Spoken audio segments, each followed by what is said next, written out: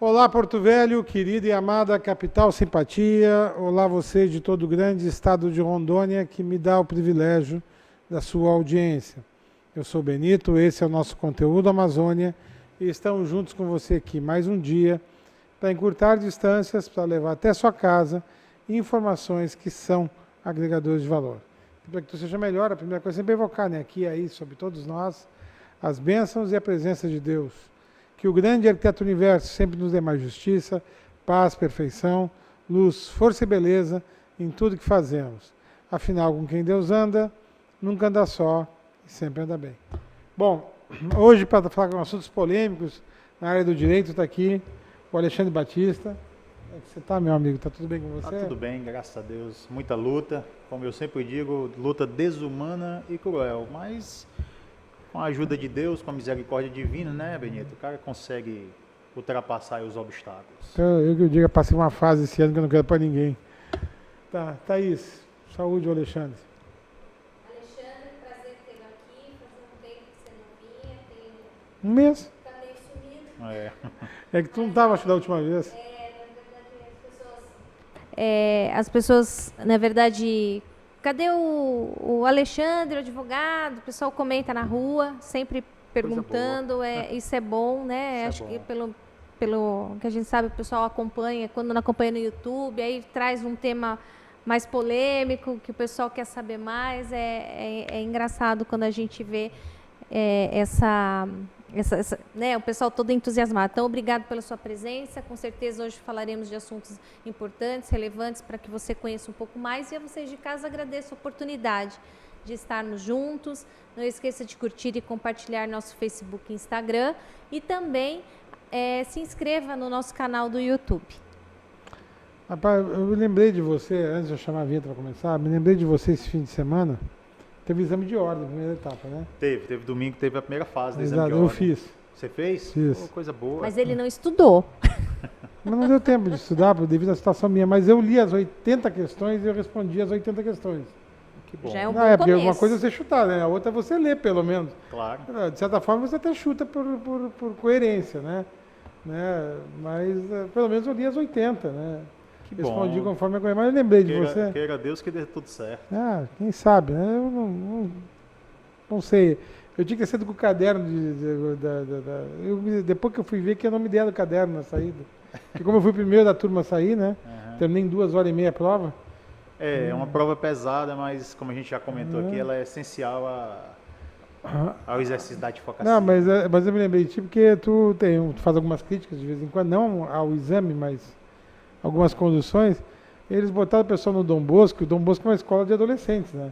Isso. E a sala, que, por exemplo, que eu peguei, as carteiras, é tudo muito antigo. Do tempo que eu estudei, me lembro há 40 anos, quando eu fazia primário ainda, né? Cara, ficou desconfortável, né? Na paz, vou te falar aí, a gente paga 300 conto praticamente numa inscrição para receber em troca uma cadeira que não dá nem para sentar direito. Que fique aí então consignado para a OAB, né? Para eu acho que eles os podiam pegar organizadores aí para achar um lugarzinho mais agradável para fazer a prova, né?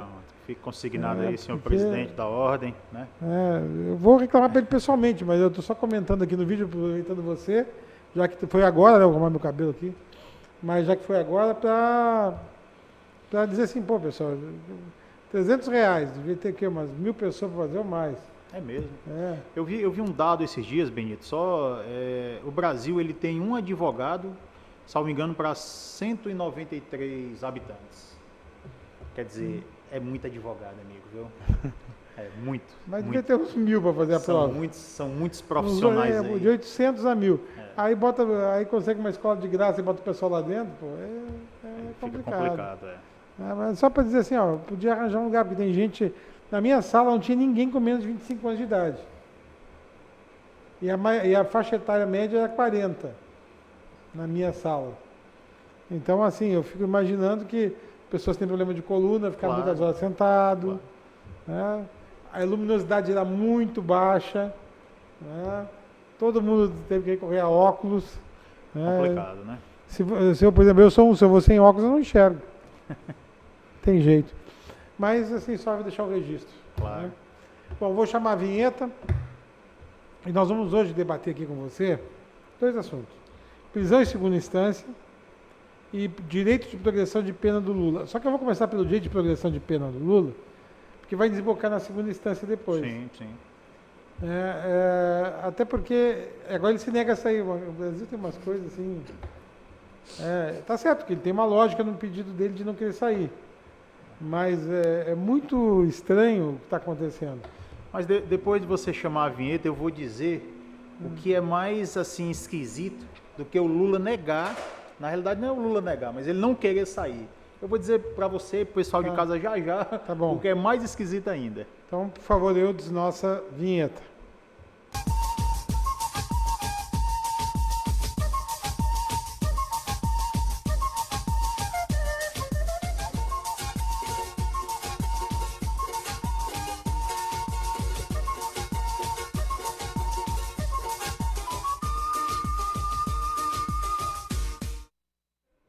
Bom, vamos lá. Professor, então me explica por que o Lula não quer sair. Inicialmente eu vou saudá-los, né? Saudar o pessoal de casa, dizer que sempre é uma satisfação. Sempre que convidado estarei aqui presente, se Deus quiser. Não, você vai ser sempre convidado, viu? Obrigado. E, assim, eu quero dizer para você, Benito, na realidade, que quando você fala em Lula, quando você fala em Lava Jato, quando você fala nesse direito, esse direito ele está correlato, ele está ligado, certo? A situação política. Quando eu me refiro à política, eu não estou falando aqui a política no sentido geral, estou falando na política partidária. Uhum. Então, mais estranho do que o Lula, na realidade, não querer progredir de regime, que eu particularmente entendo, isso aqui é uma opinião minha, é um direito objetivo, ou seja, se o réu, se o condenado, ele preencher os requisitos, ele não pode chegar e dizer o seguinte, olha, eu quero ficar no regime mais gravoso. Eu particularmente entendo dessa maneira. Não, eu concordo muito embora o STJ, como também o Supremo Tribunal Federal, não tem uma jurisprudência formada no que diz respeito a isso. Por quê? Porque esse caso é um caso extremamente, além de muito polêmico, né, é algo novo. Porque o que é o correto? O correto é o sujeito progredir, querer progredir, certo? Está lá no regime fechado, vai lá para o semiaberto, do semiaberto para o regime aberto e depois do aberto, cumprir a sua pena, ele volta ao seu da sociedade. O normal seria isso. Mas esse caso, ele está muito longe de ser normal. Primeiro, o que me causou estranheza, na realidade, foi o requerimento do Ministério Público Federal, não é? Da progressão de regime. As pessoas em casa, ou então alguns operadores do direito que estão nos assistindo, podem até chegar e falar, ora, mas o Ministério Público ele tem legitimidade para requerer. Ele tem. Só que, Benito, se você pegar, e aqui eu estou desafiando, certo? Não só aqui, eu estou falando não só de Rondônia, mas eu estou falando do Brasil de uma maneira geral, pelo menos eu nunca vi, talvez a minha experiência seja muito parca no que diz respeito ao direito à advocacia criminal, ao direito penal, processual penal, mas eu nunca vi o Ministério Público, certo, de ofício, de bom grado, né, tomando a iniciativa, fazer um requerimento, o Ministério Público, lógico, claro e evidente, ele vai o quê? Dar o seu parecer acerca de uma determinada soltura, ou acerca de uma determinada progressão de regime, etc. e tal. Mas requerer que o condenado, certo, vá para um regime menos gravoso, ou seja, é de se estranhar bastante. Então, esse requerimento do Ministério Público Federal, embora haja todo e qualquer tipo de legitimidade, se você pegar a 7210 de 84, a Lei de Execução Penal, está lá dizendo que o Ministério Público ele tem a legitimidade de requerer, certo? A soltura, a progressão e etc. e tal. Quer dizer, não, o Ministério Público ele tem essa legitimidade, mas no que se trata de Brasil é extremamente difícil. Eu, pelo menos, não conheço. Eu não conheço, certo? Pelo menos os meus clientes, pelo menos a minha vivência nesses anos aí advogando única e exclusivamente na advocacia criminal, eu não conheço esse tipo de situação. E eu também desconheço, Benito, e o pessoal de casa, que o condenado, na realidade, ele não queira que isso aí também, é lógico que tem um viés político. O requerimento do Ministério Público Federal tem um viés, obviamente, político, no que diz respeito a salvar a Lava Jato, no que diz respeito a dar uma maior credibilidade à Lava Jato e etc. e tal. Isso aí é inegável, certo? A imprensa, Quando ela toca nesse ponto, ela está certíssima. Mas também é inegável, certo, que o presidente Lula, quando ele disse que não quer progredir de regime, certo, isso aí tem um viés totalmente político, visando uma futura eleição, visando uma futura situação. O que eu quero deixar bem claro é o seguinte: se o ex-presidente Lula, tá, independente aqui de dizer se ele é culpado ou se ele é inocente, haja vista que há uma condenação, certo, não vai simplesmente prejudicar em nada se ele, na realidade, não só o requerer, mas também aceitar essa progressão de regime. O que é que eu quero dizer para vocês? Que se essa linha de defesa, e aqui eu não estou criticando ninguém, eu estou dizendo o seguinte, que não há qualquer tipo de empecilho, não vai obstacularizar qualquer requerimento no que diz respeito, certo, a provar, entre aspas, a inocência do Lula. Por que eu coloquei em aspas? Porque eu volto a dizer, a inocência é algo que no direito nós dizemos que é juris tanto, até se prove o contrário. Então, na realidade, quem tem que provar a culpa, certo, é quem acusa, via de regra o Ministério Público. E as pessoas confundem isso aí, inclusive até no próprio ramo, até no próprio direito, até nos operadores do direito, certo? Há essa confusão generalizada.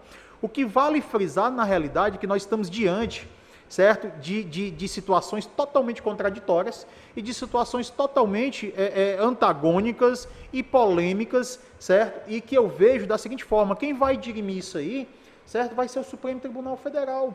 Porque até então nós não tivemos, na realidade, um condenado, certo? Que, estando recolhido no sistema fechado, certo? E há uma súmula, no momento eu não me recordo, do próprio Supremo Tribunal Federal, que diz o seguinte, que o preso não pode ficar no regime mais gravoso. Então, o que é que o Estado tem que fazer? Quando o sujeito completa, certo? Os requisitos, seja o nexo temporal, certo? Tá? E também as condições de admissibilidade no que diz respeito à progressão de regime, ele tem que ser colocado no regime menos gravoso, é o que acontece. Então, veja bem, é estranho o requerimento do Ministério Público Federal no que diz respeito à progressão de regime do ex-presidente Lula, e é também estranho, da mesma forma, o presidente Lula dizer, olha, eu não quero progredir de regime, porque eu só quero sair daqui inocente. Uma coisa, Benito, na realidade, não vai impedir a outra. Uma coisa não vai, de qualquer forma, obstacularizar a outra. O presidente Lula, ele pode sim ir a um regime menos gravoso, ou seja, ele pode progredir de regime, certo? E, consequente, ele pode, na realidade, entre aspas, provar, através de vários requerimentos, recursos e etc. e tal, certo? Que estão aí interpostos e que foram requeridos pela defesa do próprio presidente Lula. Então, uma coisa não vai, de forma alguma, obstacularizar a outra. O que eu vejo, na realidade, certo? Não só do presidente Lula, mas também do Ministério Público Federal, é algo visando aquela política partidária, é algo visando a Operação Lava Jato, é algo visando, de repente, as eleições dos próximos anos. Então, é isso que acontece. Dentro do direito, na realidade, pelo menos eu particularmente entendo dessa forma, de maneira bem humilde, respeitando aqui as opiniões contrárias, lógico, claro e evidente, tem vários juristas, na realidade, que entendem que esse direito é um direito subjetivo do condenado, ou seja, se o sujeito não quiser, na realidade, progredir de regime, ele tem o direito, de fato, de não progredir. Eu, particularmente, juntamente com outros juristas e de forma, vamos dizer assim, bem humilde, eu particularmente entendo que não. Certo? Na realidade, quando o sujeito está recolhido, o Estado, quando ele tolhe o status libertar de um determinado cidadão, certo? Ele não pode, na realidade, simplesmente ad perpétua ou quando completar esse lapso temporal, dizer o seguinte, não, você não vai, absolutamente você não vai para o regime menos gravoso, certo? Da mesma forma que o Estado não pode dizer isso, o acusado, o condenado, também não pode falar. Então, eu particularmente entendo que, caso isso aí seja dirimido numa instância superior, lá no Supremo Tribunal Federal, o Supremo Tribunal Federal, através dos seus 11 ministros, certo? Simplesmente eles vão dizer o seguinte, que o Lula vá, que o ex-presidente vá, que o ex-presidente progrida de regime e saia do regime fechado para o regime semiaberto. Tá, e da nulidade dos processos dele? Porque ele tem uma série de circunstâncias Existem uma série de nulidades, inclusive nulidades... Não, ele deve estar esperando as nulidades para sair da liga como inocente, por isso que ele quer se manter. Exatamente. Não, essa é a ideia. Mas uma coisa, Benito, eu eu falei, ela não vai obstacularizar a outra. certo? A nulidade, a contar de que tipo de nulidade seja, certo? Simplesmente ela não vai obstacularizar, mesmo porque após a condenação, após o trânsito no julgado, há determinadas nulidades que há no processo do presidente Lula, isso aí a imprensa está cansada de divulgar, certo? Que podem ser declinadas. Então isso aí não vai obstacularizar. Lógico, claro e evidente que, como eu falei para você, há um viés político. Certo? Há alguma coisa por trás dessa negativa do ex-presidente Lula simplesmente de ir ao regime semiaberto.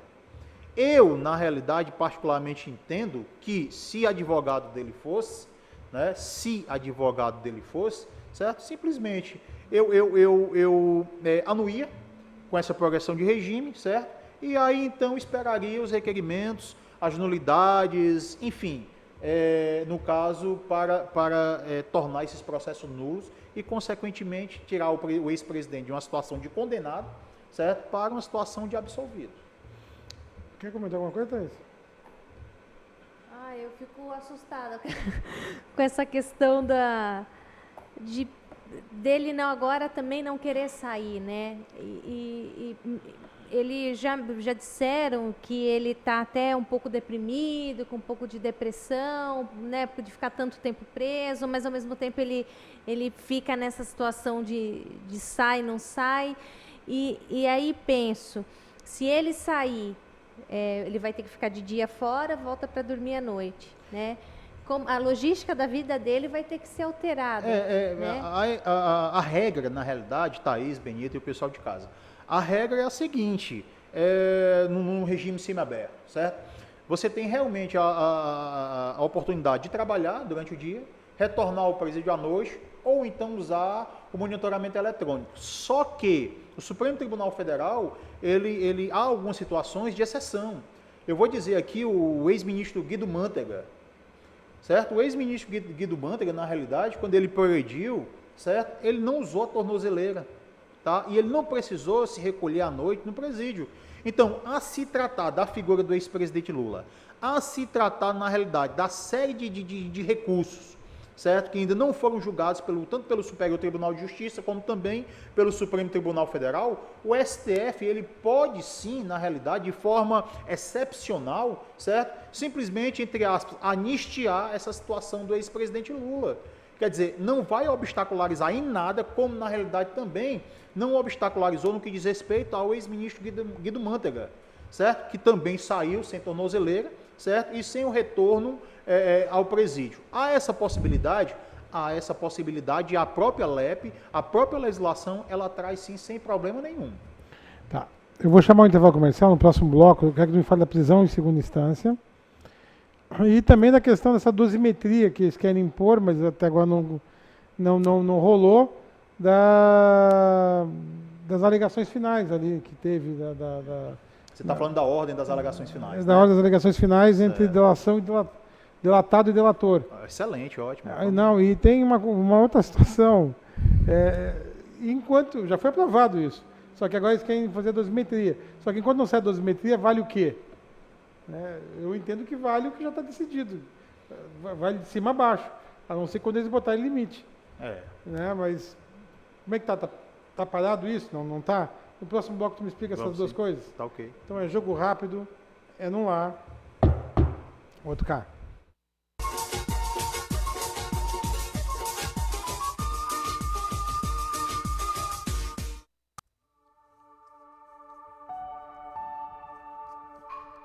Essa é a bandeira de quem ama Rondônia.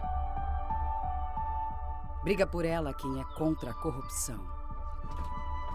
Briga por ela quem está aqui e ajuda a criar leis, como essa que cria o Fundo Estadual dos Direitos da Mulher. Foi aprovada a lei.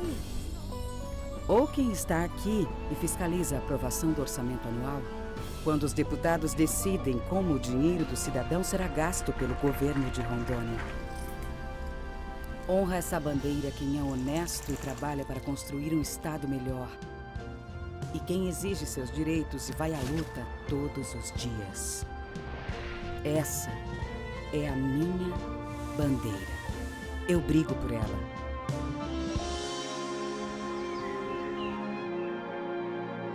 Assembleia Legislativa de Rondônia. o poder da sua voz.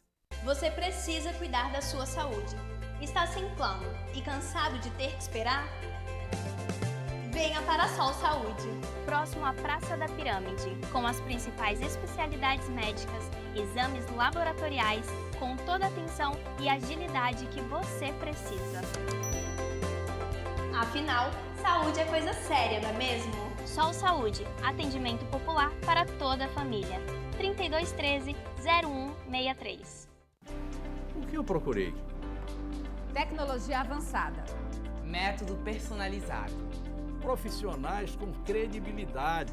Hospital de Olhos Veloso, o maior centro oftalmológico da região. Há mais de 3 décadas investindo em profissionais, estrutura e inovação em Rondônia. O objetivo é a qualidade de vida de seus pacientes. Diagnóstico e tratamento com excelência. E você? O que você está procurando? Hospital de Olhos Veloso.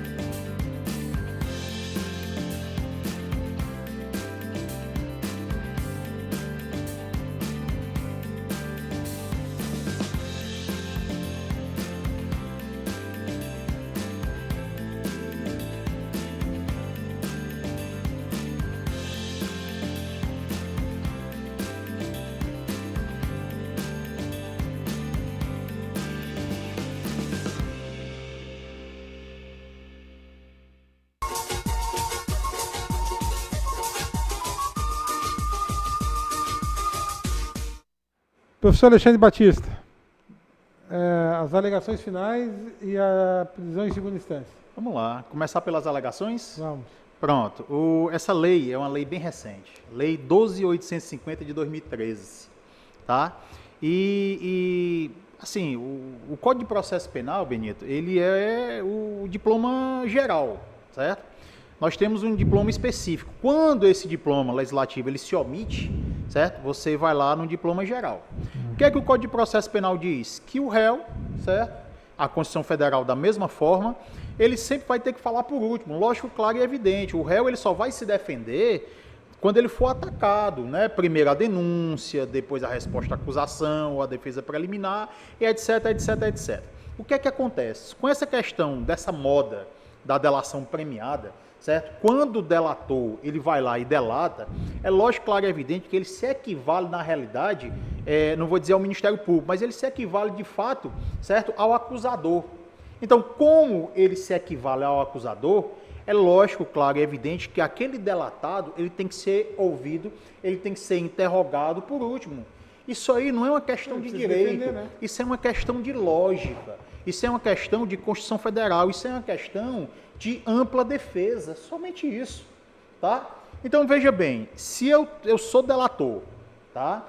E simplesmente eu delato aquele sujeito e, em fase de alegações finais, o juiz diz que eu tenho delatado ou delator o mesmo prazo para combater aquilo ali, é lógico que há um prejuízo à defesa. O que está se discutindo no Supremo Tribunal Federal é o seguinte, se essa questão ela vai alcançar as questões anteriores, ou se é daqui para frente, certo? E, na realidade, se vai beneficiar aquela defesa que não requereu, que não fez o requerimento do delatado ser ouvido por último. O que está se discutindo no Supremo Tribunal Federal é isso, mesmo porque o Supremo ele é guardião da Constituição Federal, então não existe isso. Se vai ter prejuízo a uma determinada operação, se a Lava Jato, algumas sentenças que foram prolatadas lá, vão se tornar nulas, Quer dizer, o réu, o acusado, ele não tem nada a ver com isso. A defesa, absolutamente, ela não tem nada a ver com isso. Certo? Se você tem um processo, e esse processo, na realidade, ele trouxe prejuízo, e aqui eu falo em uma das partes, eu estou falando aqui em acusação e eu estou falando em defesa. Se houve prejuízo para uma dessas partes, há de se tornar esse processo nulo, independente de qualquer coisa. A discussão no Supremo é somente essa. Se de fato vai alcançar, na realidade, essa decisão outros casos pretéritos, ou se na realidade vai ser daqui para frente, ex tunc, tá? Ou se na realidade, Benito, isso aí vai beneficiar, certo? Aquelas defesas que de fato elas não fizeram requerimento. Aí você vai lá para o Código de Processo Penal novamente, artigo 580 do CPP. Ora, o que é isso? Quando um sujeito, certo, na mesma situação é preso com outro sujeito, ele recorre e consegue modificar, certo? Esse outro sujeito que não recorreu, de acordo com o artigo 580 do Código de Processo Penal, também vai ser beneficiado. Então, o Supremo Tribunal Federal, ele não pode simplesmente pegar o artigo 580 do Código de Processo Penal e rasgar esse artigo. O que é que tem que ser definido pelo Supremo Tribunal Federal? Pela maior corte do Poder Judiciário brasileiro, é simplesmente isso, que essa decisão, ela vai, independente de qualquer coisa, para anular, seja qual for a sentença, do magistrado que não teve o cuidado, na realidade, em fase de alegações finais, lá no artigo 403 do Código de Processo Penal, certo?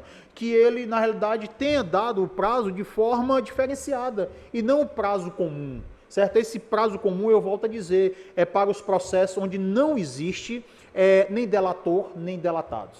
Então isso aí é muito fácil, é uma questão de lógica, e o Supremo Tribunal Federal ele não pode se eximir, hipótese nenhuma, de decidir dessa maneira, de decidir dessa forma, baseada... Mas ao não decidir agora a dosimetria, ele está decidindo dessa forma, de certa forma. Não, ele vai ter que decidir independente de qualquer coisa. Ele vai ter que decidir. Mas está valendo o quê? Mas está valendo o quê agora? E ele decidindo, agora não está valendo nada. Mas na verdade, não está valendo nada. O Supremo Tribunal Federal, até então, certo? Há uma decisão. Essa decisão, ela não é erga omnes, ela não é para todos os processos, certo? Mas, Benito, o mais breve possível, essa decisão ela tem que ser tomada, porque nós temos diversos processos, sobretudo esses processos dessas grandes operações. Operação Lava Jato, Operação isso. Eu estou te entendendo, tá, mas se alguém agora pediu a recomposição do prejuízo... Está suspenso.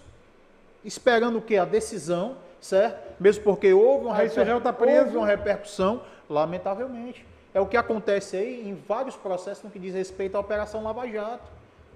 Lamentavelmente. É o que acontece também, certo? É o que acontece. Não, já houve nulidade no que diz respeito a, salvo engano, 2 ações, certo? Com esse mesmo viés da questão do delator e do delatado, na questão das alegações finais. Salvo engano, nós temos 1 ou 2 decisões prolatadas pelo Supremo Tribunal Federal, certo? Volto a dizer, não é erga omnes, não é para todo e qualquer processo, certo? O pleno vai se reunir, os 11 ministros, e aí então eles vão julgar no que diz respeito a isso, que vai na realidade afetar, eu entendo particularmente, que todos os processos onde na realidade não houve esse prazo diferenciado, tá? Foi um habeas corpus de São Paulo, certo? Dr. Toron, salvo engano, certo? E aí o Supremo Tribunal Federal decidiu, e não vai decidir diferentemente do que já anteriormente havia decidido. Tá. 1 minuto e meio para falar de segunda instância. Pô, rapaz, é muito difícil, certo? Não, mas é só dar uma pincelada, depois você volta para falar de segunda Pronto, essa semana eu acredito que vai haver uma decisão por parte do Supremo, que de fato isso aí já acontece desde então da prisão do ex-presidente Lula, tá? E eu acho, e eu tenho plena convicção, na realidade, que o Supremo Tribunal Federal ele vai modificar, assim, o seu entendimento. O que é que eu quero dizer para você?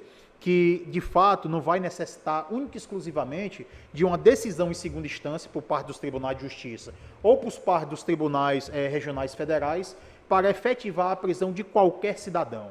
Há de se esperar o trânsito em julgado. É isso que o Supremo Tribunal, e eu vou arriscar um placar aqui, me perdoem aí, mas vai ser 7-4, certo? Volto a dizer, se não houver nenhum ministro, na realidade, que simplesmente peça vistas e sente em cima, e isso aí fique mais 300 anos para a decisão, eu particularmente acredito que essa semana nós vamos ter uma modificação, certo? E, diga-se passagem, levando em consideração os ventos do bom direito. É, que a Constituição manda, né? Roga a Deus que, na realidade, o Supremo Tribunal Federal tenha, na realidade, o brio, a hombridade, certo? De decidir de acordo com o direito. Thaís, só dando tchau. E de acordo com a justiça. Alexandre, agradeço mais uma vez a tua presença aqui no nosso programa. Volte para falar um pouco mais sobre a segunda instância. Acho que é um tema que a gente tem que trazer aqui para informar nossos telespectadores. E a vocês de casa, até o próximo programa. Alexandre, tamo junto. Satisfação, meu Mês irmão. que vem te trago de novo aqui. Opa, tô aqui. Tá? Deus E quiser. aí, Joyce, você vê como calhou tudo, né? Vamos fazer uma E análise se aí não da tiver decisão. mais outras no meio também, né? Porque Pode ser que haja, né? Por hoje é só, pessoal, que o grande arquiteto universo continue descobrindo a todos com sua luz, sua vida, seu amor, e eu te encontro aqui com certeza no próximo programa. Foi um privilégio ter estado com vocês. Até lá.